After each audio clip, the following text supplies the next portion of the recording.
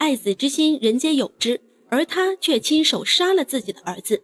讓人意外的是，庭審當日卻有236名村民聯名上書祈求對老人從輕審判。好家伙，難道殺人還有理了？這究竟是一樁怎樣的魔幻案件？事情發生在河南商丘市睢縣長岡鎮西村。2015年7月30日晚上8點，剛從外面幹活回來的孟廣憲夫婦手都還沒顧得上洗，就聽見門外傳來叫罵聲：老家伙，今天非弄死你們不可！老兩口還沒回過神，門就被狠狠地踹開了。他們对此情景早已見怪不怪，來人正是他們二兒子孟紅雪。孟紅雪35歲，已經結婚，婚後育有一女，幾年前就已經跟父母分門另住，兩家相隔不過100米，而這次上門目的只有一個，要錢。其實這已經不是兒子第一次來索要錢財了。孟紅雪已經30多歲，連個正經工作都沒有，常年靠父母接濟生活。可是老两口也並非大富大貴人家，對於兒子頻繁的索取，逐漸感到力不從心，所以當時並沒有能滿足兒子的需求。聽到老人沒錢給，孟紅雪二話不說就掐住父親的脖子，將其按倒在地。母親陳金梅在一旁急了，上前拉扯，結果孟紅雪撿起地上的鋼筋就往母親身上招呼。陳金梅哪裡受得住，直接倒在地上。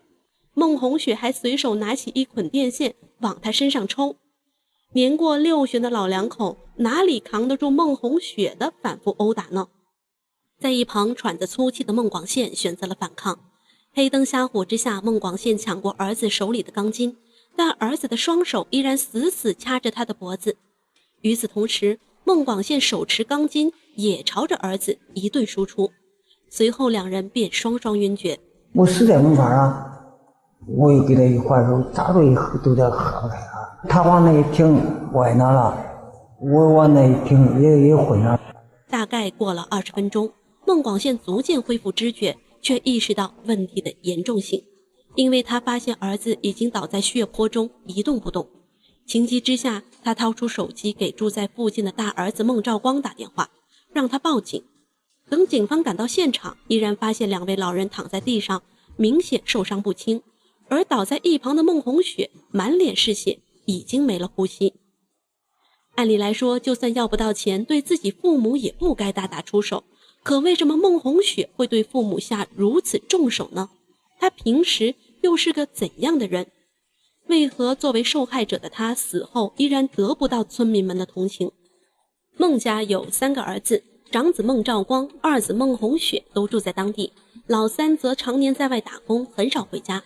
在村民的印象裡，二子孟紅雪從小就游手好閒，老實本分的父母对他根本束手無策。長大之後不僅是個爛酒鬼，還是個不折不扣的啃老族。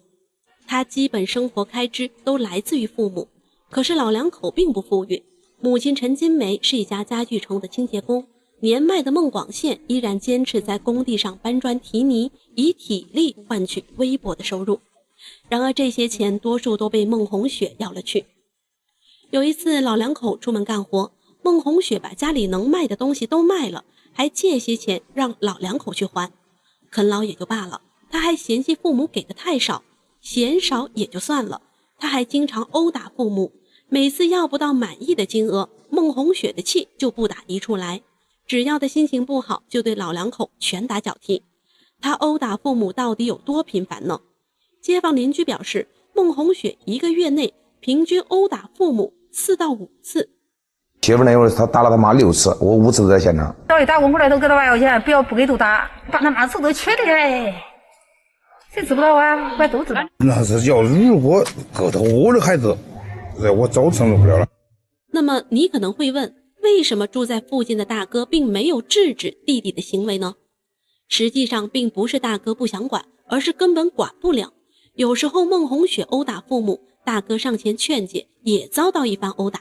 去年春節開始，我們派出所就是接到關於孟紅雪毆打其兄嫂其父母的報警10多次。僅僅5個月內，長岡鎮的派出所就接到孟紅雪毆打兄嫂以及父母的報警不下10次。雖然他頻頻鬧事，不過還是有看不慣的村民幫忙報警，有時也是孟家人自己報的警。那為什麼他還能一直逍遙法外呢？原來每次民警前來想帶走孟紅雪時，孟廣憲夫婦又不同意了，因為念其親情，不捨得兒子去看守所吃苦，所以每次到最後，老人都向民警求情，表示不追究兒子的責任。因此對於這種家庭糾紛，民警也是束手無策，每次只能以教育為主。我們派出所準備對其進行處理的時候，都是受到他家人阻止，因為他們都是親人，派出所每次就是以教育為主。然而孟廣憲夫婦的心軟和寬容並沒有喚醒孟紅雪的良知，反而更加變本加厲了起來。2015年春季的某天，孟紅雪的老婆也受不了他，吵了一架之後直接跑了。然而他卻将這一切怪罪到母親頭上。當時陳金梅正在家裡做家務，一身酒氣的孟紅雪突然踹開門，二話不說就對瘦弱的母親大打出手。這一幕剛好被路過的村民看在眼裡，隨後他又覺得不解氣，騎個3輪車到附近的店鋪提了一罐煤氣罐。村民張棟亮問：你要幹嘛呢？孟紅雪毫不避諱地說：我炸了他去。張棟亮頓時也嚇了一跳，連忙搖人過來阻止。骑到一個3輪車，帶一個煤氣罩，最後來我暖了，我崩了他去。雖然這次爆破行動被趕來的村民和村幹部阻止，可是好景不長，僅僅過了1周時間，陳金梅看到孟紅雪喝多了，在門外毆打自己的女兒，陳金梅連忙上前阻止，然而卻被孟紅雪哄道：這孩子我也不要了，你們一起死吧。反過來又掐陳金梅。聽聞孟紅雪這麼快又毆打父母，村幹部急忙再次趕到孟家勸阻，但是孟紅雪卻好似沒有鬆手的意思，反倒把母親的脖子掐得更緊。看到陳金梅眼睛開始翻白，緊急之下，村支書王雪東衝上去連踹3腳，才將其踹開。我踹了3腳才踹開。孟紅雪的為人讓村民們都嗤之以鼻，可俗話說子不教父之過，父不慈則子不孝。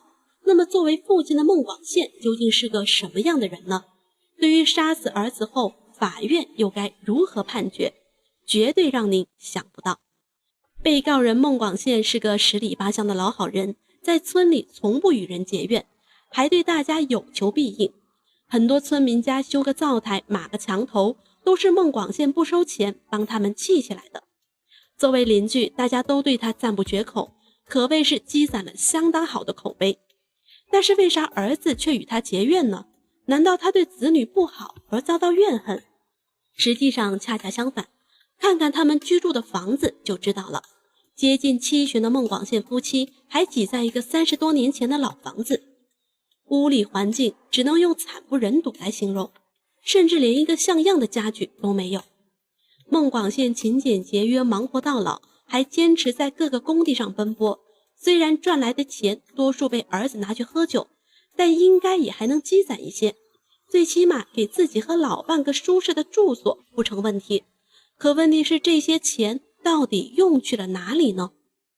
原來從2004年到2010年期間，孟廣憲就用工地掙來的錢陸續給3個兒子起了3間平房。雖然面積不大，但是該地段位置好，房子臨近鄉鎮，來往人流貨車絡繹不絕，附近超市等地經常有客休息，是做個小生意的好地段。孟廣憲考慮到以後3個兒子即便不出去打工，也能在當地做點小買賣養活自己，於是在2010年時已經平均分配給3個兒子1人1戶房產，也算是提前分家留下財產了。而他們夫婦自己的房屋破爛都是靠木板縫縫補補，因為覺得自己條件有限，也要給自己兒子留下最好的。可是即便這樣，換來的卻是2兒子孟紅雪無端的毆打，一言不合就拳腳相向，他們的內心也許承載着別人難以體會的痛苦。可憐天下父母心，孟廣憲的遭遇確實讓人同情，但是在法律的角度，最終卻將孟廣憲定為故意殺人罪，判處3年有期徒刑。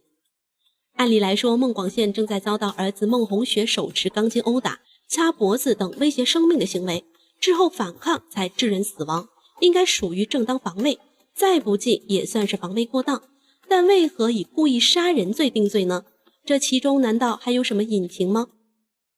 公安機關在偵查階段進行了大量的走訪，得到一些重要的相關言辭證據和相關物證，與孟廣憲的口供有很大出入。孟廣憲在殺人期間是否具有主觀故意性，成為了本案的關鍵。孟廣憲在法庭上稱，當時自己生命遭到威脅，忍了很久再反抗，打了兒子一下便暈倒了。我不还手，他把我掐死了，就问了，本来我有的事。只可惜法医的鉴定給他泼了一盆冷水。經鑑定，公訴人發現死者孟紅雪頭部有4處致命傷，腿部有3處非致命傷，所以老漢至少敲了兒子7下。這麼看來，被告人孟廣憲說只打了兒子1下並不成立，所以法庭認為孟廣憲應該在其兒子失去反抗能力之後停止後續行為，拿着鋼筋猛敲兒子頭部4下，體現主觀的故意性，所以判定為故意殺人罪。當然在網上也有颇多爭議，有網友認為孟廣憲屬於正當防衛，因為當時情況危急，無法判斷一擊能否制服正在行凶的兒子，所以這度就很難把控了，並且在人死後難免會驚慌等情緒，於是避重就輕的給了一些假口供，也情有可原。也有人認為孟廣憲最後的補刀和給假口供的行為雖然值得同情，但在法律的角度卻不能容忍。那麼您又是怎麼看這出家庭悲劇的呢？歡迎說說您的看法。